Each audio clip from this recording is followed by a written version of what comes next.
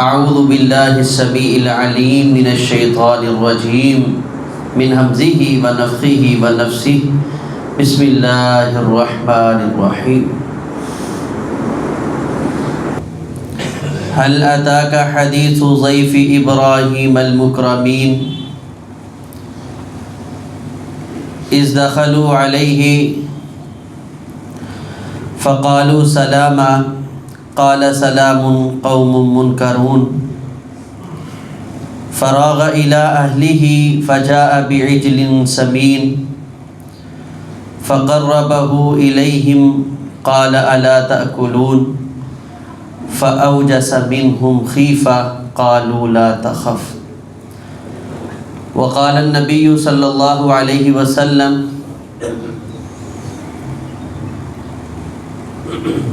الذنب الأعظم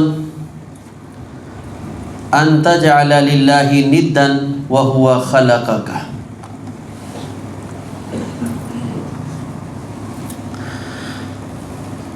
اللہ کے نبی ابراہیم علیہ السلام بہت زیادہ صفات کے مالک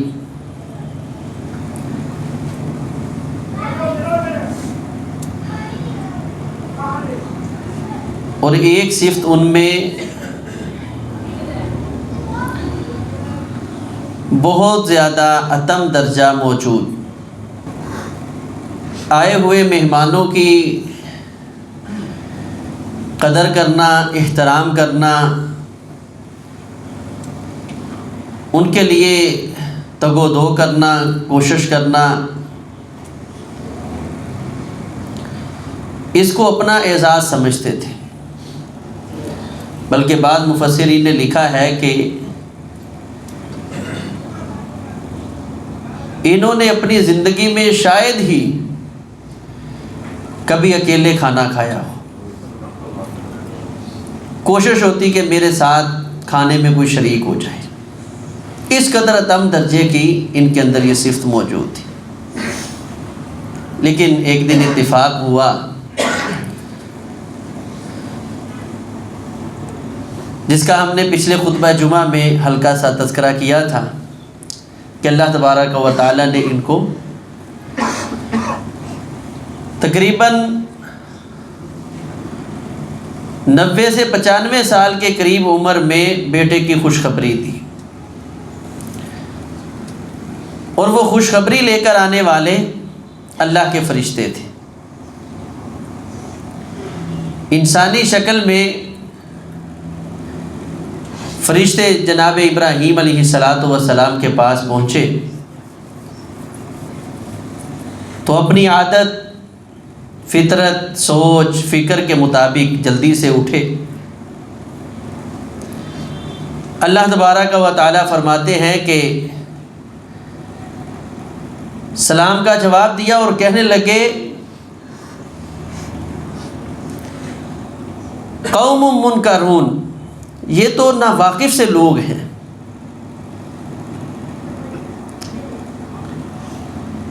پہلے کبھی یہ دیکھے نہیں گئے۔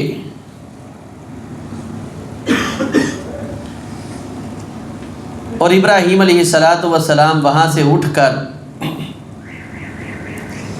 ان کی مہمان نوازی کے لیے جب واپس پلٹے تو فرمایا فجاء بعجل حنیذ۔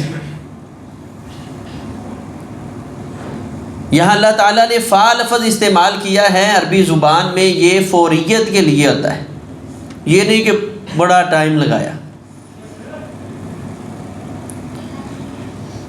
دو معنی یہاں ہو سکتے ہیں، ایک تو یہ کہ پہلے سے ہی بچڑا بنا کے رکھا ہوا تھا کہ کسی وقت بھی میرے گھر میں مہمان آ سکتے ہیں، تو فجاء اللہ فرماتے فوراً لے کے آ گئے۔ پہلے ہی ہر وقت یہ سوچ ہے کہ کبھی بھی کوئی مہمان آ سکتا ہے، بغیر کھانے کے نہیں بھیجنا۔ دوسرا اس کا معنی یہ ہے فجاء بعجل حنیذ، کہ اتنی جلدی ہو نہیں سکتا جتنی جلدی ابراہیم بچڑے کو ذبح کر کے اس کا گوشت بنا کر لے آئے۔ اب جب گوشت ان کے سامنے پیش کر دیا گیا، بنا ہوا بچڑا ہے، ابراہیم علیہ السلام نے نہیں پوچھا کہاں سے آئے ہیں، کون ہے۔ کھانا سامنے پیش کیا تو تھوڑی دیر کے بعد ان سے سوال کر دیا، فلما رأى أيديهم لا تصل إليه، اللہ فرماتے ہیں کہ انہوں نے اس کے مہمانوں کے ہاتھوں کی طرف دیکھا کہ ہاتھ کھانے تک نہیں پہنچ رہے، نکرہم، پھر اور زیادہ ناواقفیت محسوس کی، فَأَوْجَسَ مِنْهُمْ خِیفَةً، اللہ تبارک و تعالی فرماتے ہیں ابراہیم علیہ السلام نے ان سے خوف محسوس کیا، اور ساتھ ہی یہ سوال کیا، اَلَا تَأْکُلُونَ، تو مجھے یہ بتاؤ میرے گھر کا کھانا کیوں نہیں کھاتے؟ فرشتے جواب دینے لگے، لا تخف، اے ابراہیم ڈرنے کی ضرورت نہیں ہے۔ آج کے خطبہ جمعہ میں ہم صرف اسی مفہوم کو سمجھنے کی کوشش کریں گے، اور یہ لفظ ہمارے عام محاورہ میں اور معاشرہ میں بہت زیادہ استعمال ہوتا ہے، لیکن میں تو اس لفظ کو پسند نہیں کرتا کہ دوران خطبہ بار بار اس کو استعمال کروں۔ امید ہے انشاءاللہ آپ اشارے سے اس لفظ کو سمجھتے رہیں گے۔ ابراہیم علیہ السلام نے کھانا پیش کیا، انہوں نے کھانا نہیں کھایا، تو اللہ فرماتے ہیں فَأَوْجَسَ مِنْهُمْ خِیفَةً، ابراہیم علیہ السلام نے ان سے خوف محسوس کیا۔ اچھا کھایا کھانا نہیں تو خوف کیوں محسوس کیا؟ اس وجہ سے کہ اہل عرب کی، اور جب سے یہ انسانیت قائم ہے تب سے ایک روایت ہے کہ جس گھر سے کھانا کھا لیا جائے اس کی عزت جان مال محفوظ ہو جاتی ہے۔ آپ نے لفظ سنا ہوگا، میں ایک مرتبہ کوشش کروں گا بس اس کے بعد نہ بولوں، نمک حرام، سنا ہے سب نے لفظ؟ یہ میں کہتا ہوں اسی شرح سے، اسی تشریح سے یہ لفظ اخذ ہے، اور بڑا ہی بد نصیب ہے وہ انسان جس کو یہ شرح سمجھ نہیں آئی، اور جس انسان نے اس کے اوپر اتنے احسان کیے، فضل کیا، یہ بڑا ہو کر بد نصیب اس کی جڑیں کاٹنے شروع کر دے۔ عرب کا یہ دستور تھا کہ جس گھر سے کھانا کھا لیا جاتا، بلکہ 2 خطبہ جمعہ میں نے قبل آپ کو ایک حدیث سنائی تھی، نبی علیہ السلام نے پورے قبیلے کو کئی دن ان پر حملہ نہیں کیا۔ کیوں؟ بھئی انہوں نے چند گھونٹ پانی کے مہیا کیے تھے میرے صحابہ کو۔ فَأَوْجَسَ مِنْهُمْ خِیفَةً، اللہ فرماتے ہیں جب کھانا نہیں کھایا تو خوف محسوس کیا، کیونکہ ابراہیم علیہ السلام جانتے تھے کہ اس روایت کے مطابق جب یہ کھانا نہیں کھائیں گے تو اس کا مطلب ہے یہ میرے پر حملہ کریں گے، میرے دشمن ہیں۔ لیکن اگر یہ کھانا کھا لیں گے، کھانے کے اندر نمک ہے، اور یہ کبھی کھانا کھا کر اپنے محسن پر حملہ نہیں کریں گے، کھانا کھانے کے بعد ان سے میری عزت مال جان گھر بار سارا کچھ محفوظ ہو جائے گا۔ اس لیے پوچھا الا تاکلون، اللہ کے بندو تم کیوں نہیں کھاتے، میرے دشمن تو نہیں ہو؟ آج ذرا ہم معاشرے میں نظر دوڑائیں، اگر اس احسان فراموش کو میں دیکھوں، سب سے زیادہ احسان اس انسان پر کس ذات کے ہیں؟ رب کائنات کے۔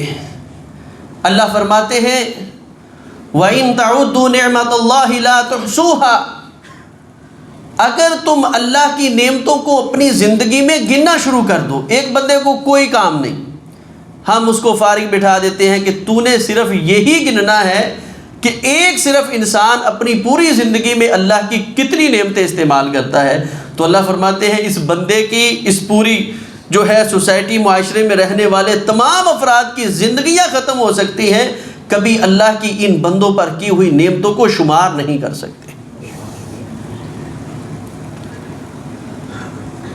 تو یہ انسان اپنے اس محسن رب کے ساتھ کیسا سلوک کرتا ہے؟ اللہ کے رسول صلی اللہ علیہ وسلم سے سوال ہوا تھا، ای الذنب اعظم، اے اللہ کے پیغمبر صلی اللہ علیہ وسلم فرمائیں چوٹی کا گناہ کون سا ہے، سب سے بڑا گناہ کون سا شمار ہوگا؟ نبی علیہ الصلوۃ والسلام نے فرمایا ان تجعل للہ ندا وہو خلقک، یہ سب سے بڑا اس دنیا میں گناہ ہے کہ انسان اپنے رب کی قدر کو بھول جائے اور وہ یہ بھی جانتا ہو کہ میرے رب نے مجھے پیدا کیا ہے۔ اب ذرا ہم میں سے کوئی یہ کہہ سکتے ہیں مجھے نہیں پتا کہ مجھے کس نے پیدا کیا ہے؟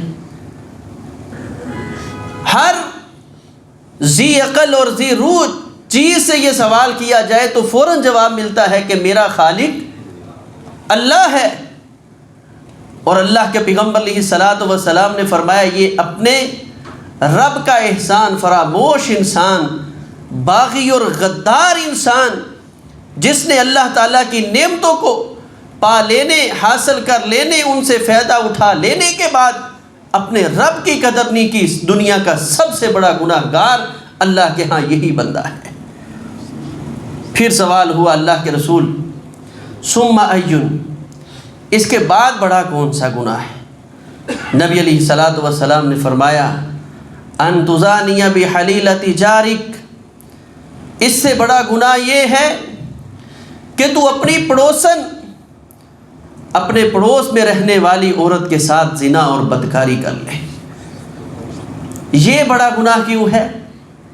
کیونکہ پڑوسی پڑوسیوں کے کام آتے ہیں، ایک دوسرے کے احسان ہوتے ہیں، اور جو تیرا محسن ہے تو اس کی جڑیں کاٹ رہا ہے، اس کی عزت کو اچھال رہا ہے، جیسے تو رب کی بے قدری کر کے دنیا کا بدترین انسان بن چکا ہے، اسی طرح تو رب کے بندوں کی ناقدری کر کے بھی اس دنیا کا بدترین انسان بن چکا ہے۔ اپنے محسن کی قدر کیا کریں۔ اور اللہ کے پیغمبر علیہ الصلوۃ والسلام کی سیرت کا مطالعہ کرتے ہیں۔ نبی علیہ الصلوۃ والسلام کے عقد میں 13 بیویاں، ایک وقت میں 9 بیویاں نبی علیہ السلام کے پاس رہیں، 11 بیویاں لونڈیاں سمیت نبی علیہ الصلوۃ والسلام کے پاس ہیں۔ آپ نے یہ اتنے نکاح کیوں کروائے؟ اس میں حکمتیں کیا تھی؟ کئی حکمتوں میں سے ایک حکمت شارحین نے یہ بھی ذکر کی ہے کہ پہلے دور میں جب کسی کے ہاں بیٹی دے دی جاتی تو یہ سمجھا جاتا کہ یہ ہمارا داماد، یہ ہماری بیٹی کی کفالت کرتا ہے، ہمارا محسن ہو چکا ہے۔ اور آپ میں سے جو بزرگ لوگ ہیں وہ جانتے ہیں کہ جب دیہاتوں میں دیہات کا داماد جاتا تھا تو دیہاتی جو گھوڑا دان بان ہوتے تھے وہ کرایہ نہیں وصول کرتے تھے کہ جی یہ فلاں گھر کا نہیں، یہ پورے گاؤں کا داماد آ رہا ہے، کیوں؟ اس نے ہماری بیٹی کو عزت دی ہے۔ یہ ہیں وہ لوگ کہ جو کسی کے احسان کو یاد رکھتے ہوئے زندگی بسر کرتے ہیں۔ اور اگر انسان دنیا میں کسی کا احسان بھول جائے تو وہ دنیا کا بدترین انسان ہوتا ہے۔ اللہ کے پیغمبر علیہ الصلوۃ والسلام کے پاس چند لوگ آئے، انہوں نے اسلام قبول کیا۔ اکل اور ارینا قبیلے کے یہ لوگ تھے۔ نبی علیہ الصلوۃ والسلام کے پاس مدینہ میں ٹھہرے، چند دنوں کے بعد ان کے پیٹ خراب ہو گئے، شدید پیٹ خراب ہوئے، جس کو ہمارے ہاں آج کے دور میں ہیپاٹائٹس کی بیماری کہا جاتا ہے۔ اس بیماری میں یعنی ان کے پیٹ میں پانی پڑ گیا۔ نبی علیہ الصلوۃ والسلام نے ان کو حکم دیا کہ جو مدینے کی چراگاہ ہے اس کے اندر ان کو لے جایا جائے، وہاں یہ رہیں، اونٹوں کا دودھ اور پیشاب مکس کر کے ان کو پلایا جائے گا۔ جس انسان کے پیٹ میں یہ پانی پڑ جائے اس کا یہ علاج ہے کہ اونٹ کا پیشاب اور دودھ ملا کر اس کو پلایا جائے، اللہ تبارک و تعالیٰ اس کو صحت یاب فرما دیتے ہیں۔ نبی علیہ الصلاۃ والسلام نے ان کو اسی طرح حکم دیا، یہ چراگاہ کے اندر گئے، وہاں چند دن انہوں نے وہ اونٹنیوں کا دودھ اور پیشاب پیا، اللہ تبارک و تعالیٰ نے ان کو صحت یاب کر دیا۔ یہ سمجھے کہ شاید یہ کوئی جدائی ان کے اندر طاقتیں ہیں اونٹنیوں کے اندر کہ یہاں جو مریض ہے وہ ٹھیک ہو جاتے ہیں۔ تو اب انہوں نے محسن کو نہیں یاد رکھا، جو انہوں نے اس سے فائدہ اٹھایا اس کو یاد نہیں رکھا، اپنا مفاد اور اپنی سوچ کو ترجیح دیتے ہوئے انہوں نے جو اونٹنیوں کا چرواہا تھا اس کو قتل کر دیا۔ قتل کرنے کے بعد دل میں جب لالچ آ جائے انسان کے، اونٹنیوں کے لیا اور بھاگ گئے۔ نبی علیہ السلام کو یہ اطلاع ملی کہ اس طرح چراگاہ پر حملہ ہو گیا۔ پتہ کیا گیا کہ وہی جن لوگوں کو بیماری کے بدلہ میں ادھر بھیجا گیا تھا انہوں نے اونٹنیوں کے چرواہے کو قتل کر دیا ہے، اور جو ہے وہ اونٹنیاں لے کر بھاگ گئے۔ نبی علیہ الصلاۃ والسلام کو یہ احسان فراموش جب ملے، آپ نے صحابہ کو بھیجا، مدینے میں لے آئے۔ حضرت انس بن مالک رضی اللہ تعالیٰ عنہ بیان فرماتے ہیں، آج بھی میری آنکھوں کے سامنے وہ بد نصیب احسان فراموش موجود ہیں۔ اللہ کے نبی صلی اللہ علیہ وسلم نے ان کا دایاں بازو کاٹ دیا اور بائیں ٹانگ کاٹ دی۔ وہ رحمت للعالمین نبی جناب محمد رسول اللہ صلی اللہ علیہ وسلم، آپ نے لوہے کی سلاخیں منگوائیں، ان کو گرم کیا، ان کی آنکھوں کے اندر ان سلائیوں کو پھیر دیا گیا۔ پھر پیغمبر علیہ الصلاۃ والسلام نے ان کو جا کر مدینے سے باہر جو ہررا مقام ہے، انتہائی تپتی ہوئی ریت نما مٹی جو ہے اس مقام کے اندر ان کو پھینک دیا۔ حضرت انس فرماتے ہیں، یستسقون ولا یسقون، وہ پانی مانگ رہے تھے لیکن پیغمبر نے کسی اپنے صحابی کو پانی دینے کی اجازت نہیں دی۔ بلک بلک کے یہ احسان فراموش مارے گئے۔ اللہ کے پیغمبر علیہ الصلاۃ والسلام نے ان کو کیونکہ یہ وہ لوگ ہیں جنہوں نے نہ پیغمبر کی قدر کی نہ اپنے رب کی قدر کی، یہ وہ لوگ ہیں جنہوں نے نہ اپنے محسن کی قدر کی اور بلکہ اس کے خلاف چال چلتے ہوئے اس کو قتل کر دیا۔ صحابہ کے درمیان اس مسئلہ میں اب اتنا بڑا مسئلہ کہ رحمت للعالمین نبی نے ان لوگوں کو اس انداز میں قتل کیا، بلکتے ہوئے مارے گئے۔ جو نبی ایک چڑیا کو جو ہے تڑپتے ہوئے دیکھ کے برداشت نہیں کرتے، کس نے اذیت دی ہے؟ آج اللہ کے پیغمبر کے سامنے وہ پانی مانگتے، آقا فرما رہے کسی نے ان کو پانی نہیں دینا۔ نبی علیہ الصلاۃ والسلام کہ اس عمل پر میرے رب نے قرآن سے آیتیں نازل کر دی، انما جزاء الذین یحاربون اللہ ورسولہ، اے پیغمبر صلی اللہ علیہ وسلم ان احسان فراموشوں کے ساتھ جو آپ نے سلوک کیا ہے بالکل درست کیا ہے، یہی ان کا بدلہ ہے۔ تڑپتے ہوئے اس دنیا سے یہ مر جائیں، ان کو سوکھا سانس نہ آئے، ان کو یہ نہیں پتا کہ اپنے محسن کی قدر کیسے کرتے ہیں۔ اللہ کے پیغمبر علیہ الصلاۃ والسلام کے پاس بنو نجار قبیلے کا ایک شخص آیا، اس نے اسلام قبول کیا۔ نبی علیہ الصلاۃ والسلام نے اس کو ذہین اور فتیل ہونے کی وجہ سے اپنے پاس رکھ لیا۔ ویسے بھی نبی علیہ الصلاۃ والسلام کے والد گرامی حضرت عبداللہ، ان کے جو ننیال تھے وہ بنو نجار ہی تھے، تو نبی علیہ الصلاۃ والسلام نے ان کئی مناسبتوں سے اس کو اپنے پاس رکھا۔ پھر ذہین بھی تھا، آپ نے اس کو کاتب وحی مقرر کر لیا، یہ وحی لکھا کرے گا۔ اس نے نبی علیہ الصلاۃ والسلام کے ہاں چند دن وحی لکھی تو ذہین فتین ہوشیار چلاک آدمی، اور اکثر ایسے ہوتا ہے کہ جو بندہ چلاک ہو اور زیادہ چلاک بننے کی کوشش کرے اپنی چلاکی میں مارا جاتا ہے۔ نبی علیہ الصلاۃ والسلام اس کو وحی آتی، لکھواتے رہتے شیطان نے اس کی مت مار دی۔ اب نبی علیہ السلام نے اس کو عزت دی تھی، اس کا حق تھا کہ اس عزت کو قبول کرتا اور نبی علیہ السلام کی مزید عزت کرتا کہ اپنے صحابہ میں نبی علیہ السلام نے مجھے ممتاز کیا ہے۔ لیکن وہ انسانی فطرت کہ جو جس پر احسان کرے اس کی جڑ کاٹنے کی کوشش کی جاتی ہے۔ اب نبی علیہ الصلاۃ والسلام نے اس کو جب اپنا قاضی مقرر کیا، یہ آتا جاتا لوگوں کی منافقین کی باتوں میں آ گیا، اور اس نے ایک دن اعلان کر دیا، کہتا ہے لوگوں آپ کو پتہ ہے کہ یہ محمد صلی اللہ علیہ وسلم کس چیز کے نبی ہیں؟ نعوذ باللہ، میں لکھ کے دیتا ہوں تو یہ تمہیں بیان کر دیتے ہیں۔ کیا وحی آتی ہے، میں ان کو لکھ کے دیتا ہوں، آقا آپ یہ بیان کر دیں، یہ بیان کر دیں۔ نعوذ باللہ، نبی علیہ الصلاۃ والسلام کے بارے میں جب یہ الفاظ کہے، نبی علیہ السلام نے اس وقت تو اس کو کچھ نہیں کہا، فرمایا اس کو جانے دو، میرا رب اس کو عبرت کا مقام بنا دے گا۔ صحیح مسلم کی روایت ہے، اللہ کے پیغمبر علیہ السلام نے اس انسان کو جانے دیا۔ تھوڑی دیر کے بعد چند سال یا لمحات مہینے گزرے، یہ بندہ فوت ہو گیا۔ اب اس کو اس کے قبیلے کے لوگوں نے دفن کیا اور واپس آئے۔ صبح جب اس کی قبر کے پاس لوگ گئے تو اس کی لاش مٹی سے باہر پڑی ہوئی تھی۔ انہوں نے کہا کہ اس نے پیغمبر اسلام صلی اللہ علیہ وسلم کے خلاف بدزبانی کی تھی، تو شاید نبی کے کسی صحابی کا یہ عمل ہے۔ انہوں نے دوسرے دن اس کو پھر دفن کیا، تیسرے دن آئے تو قبر سے اس کی لاش پھر باہر ہی تھی۔ نبی علیہ الصلاۃ والسلام کو جب یہ اطلاع پہنچی کہ بار بار اس کو دفن کیا جا رہا ہے، آقا علیہ الصلاۃ والسلام نے فرمایا جاؤ ان کو جا کر یہ خبر دے دو کہ اس کو قبر کی مٹی کبھی برداشت نہیں کرے گی۔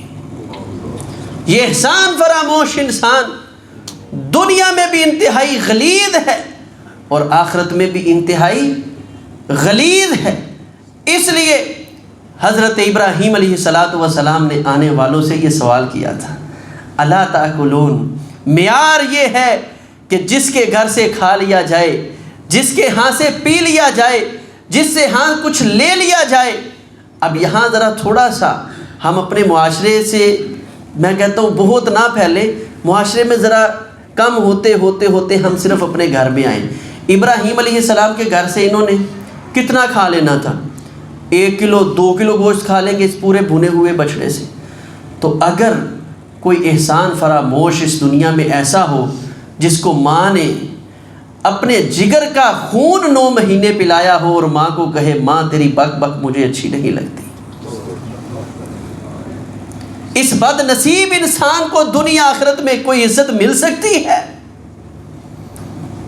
جس باپ نے اپنی ساری جوانی اس بچے کے بچپن اور مستقبل پر لگا دی، وہ بڑا ہو کر کہے بابا آپ کو تو پتہ ہی نہیں زندگی کیسے گزارتے ہیں، تیری زبان کٹ کیوں نہیں گئی، تیرے جو ہے اس سے پہلے یہ زمین پھٹ کیوں نہ گئی کہ تیرے منہ سے یہ الفاظ نکلے؟ تجھے یہ نہیں پتا کہ یہ باپ تیرا وہ ہے جس نے تیرے مستقبل کی خاطر اپنی جوانی کو لٹا دیا ہے، اپنے مستقبل کو لٹا دیا ہے، ایک ہی فکر ہے میرا بچہ کسی نہج پر پہنچ جائے۔ جس گھر سے لوگ چند لقمے کھا لیں، اس گھر کے خلاف یہ انسانیت کی روایت چلتی آئی کہ اس گھر کے خلاف کوئی زبان درازی نہیں کرے گا۔ اور جس ماں کے وجود سے 2 سال دودھ پیتا رہا، جس ماں نے تیری خاطر اپنی کتنی خواہشات چھوڑ دی، گھر میں یہ چیز موجود ہے، سارا گھر کھا رہا ہے، آپ کیوں نہیں کھاتی؟ میرے بیٹے کا مسئلہ ہے، اس کو موافق نہیں بیٹھتی، میں نہیں کھاؤں گی، اپنی چاہتوں کو تیری خاطر قربان کرے، اور تو کہے ماں تیرا بولنا، تیرا یہ کھانسی کرنا، تیرا یہ گھر کے اندر دبدبا مجھے اچھا نہیں لگتا۔ تو سوچ کہ دنیا آخرت میں تجھے عزت کہاں سے ملے گی؟ تو اللہ کے ہاں بھی بدترین، اللہ کے پیغمبر کے ہاں بھی بدترین، اور انسان جس کے پاس ذوق سلیم ہے اس کے ہاں بھی تو اس دنیا کا بدترین انسان ہو چکا ہے۔ اس لیے آج موقع ہے ہم ایسا نہ ہو کہ جس نے ہم پر احسان کیے ہیں ہم اس کے سامنے زبان درازیاں کرتے رہے، اس سے بڑا بننے کی کوشش کریں۔ ایسا انسان اللہ کو قطعاً پسند نہیں لگتا۔ اللہ تبارک و تعالیٰ سے دعا ہے اللہ خالق کائنات جو ہمارے محسنین ہیں ہمیں ان کی صحیح معنوں میں قدر کرنے کی توفیق عطا فرمائے۔ اقول قولی ھذا استغفر اللہ لی ولکم ولسائر المسلمین۔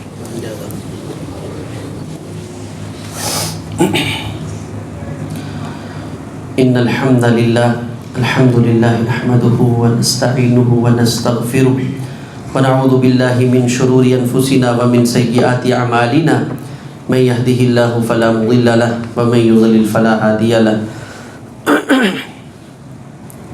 أشهد أن لا إله إلا الله وحده لا شريك له وأشهد أن محمدا عبده ورسوله أما بعد فإن خير الحديث كتاب الله وخير الهدي هدي محمد صلى الله عليه وسلم إن شر الأمور محدثاتها وكل محدثة بدعة وكل بدعة ضلالة وكل ضلالة في النار اللهم صل على محمد وعلى آل محمد وبارک وسلم وصلی علیہ۔ آج کے خطبہ جمعہ میں ہم نے جو ہمارا احسان کے متعلقہ خطبات جاری تھے اسی میں سے ایک انسانی موجودہ بہت بڑی قباحت کہ ایک تو انسان فقط احسان فراموش ہوتا ہے، ایک وہ انسان ہے کہ جو اپنے محسن کے خلاف سازشیں چلتا ہے۔ اللہ کو احسان فراموش بندہ ہی بڑا گندا، غلیظ اور بدترین لگتا ہے، لیکن وہ انسان کہ جس پر کسی نے کوئی احسان اور نیکی کر دی تو اس کو یہ نظر انداز کر کے اس کے خلاف چالیں چلے، یہ نہ انسانی فطرت اس کو پسند کرتی ہے نہ میرے رب کی قدرت اس کو پسند کرتی ہے۔ یہی وجہ ہے کہ انسانیت کی روایت اس پر برقرار رہی کہ کسی خاندان، کسی علاقے کے افراد پر کسی کا کوئی احسان ہوتا تو اس کا پورا خاندان محفوظ ہوتا ہے۔ بلکہ دیہاتوں میں اکثر ایسی چیزیں بہت زیادہ کثرت سے ہم دیکھتے کہ جس استاد سے پڑھا ہے اس کے بچوں کو بھی لوگ استاد کہہ کے پکارا کرتے تھے کہ یہ وہ ہے جس نے ہمیں راہ دکھائی۔ آج ہمیں بے راہ روی پہ چلتے ہوئے یہ منظر بھی دیکھنے کو ملتے ہیں کہ استاد کو شاگردوں نے پکڑ کے مار دیا ہے، استاد کی توہین کی ہے، فلاں معاملہ کیا ہے۔ یہ دنیا کا ایک معاملہ ہے، لیکن یاد رکھیں آخرت میرے رب نے دارالجزا بنائی ہے۔ اور ایسے شخص کہ جس نے اپنے محسن کے خلاف چالیں چل کے اور اس کے احسان کو فراموش کرتے ہوئے، بھولتے ہوئے پھر اپنے محسن کے خلاف بد زبانی یا اپنا کردار پیش کیا، اللہ کے ہاں یہ بندہ بہت گندا اور غلیظ ہے۔ اللہ تعالی ہمیں ایسی حرکتوں سے محفوظ فرمائے۔ اگر ہم فائدہ نہیں کر سکتے تو کم از کم کس کی دل آزاری نہ کر سکے، خصوصاً جو ہمارا محسن ہے۔ اللہ تعالی ہمیں شریعت کے اس معنی اور مفہوم کو سمجھنے کی توفیق عطا فرمائے۔ اقول قولی ھذا استغفر اللہ لی ولکم ولسائر المسلمین۔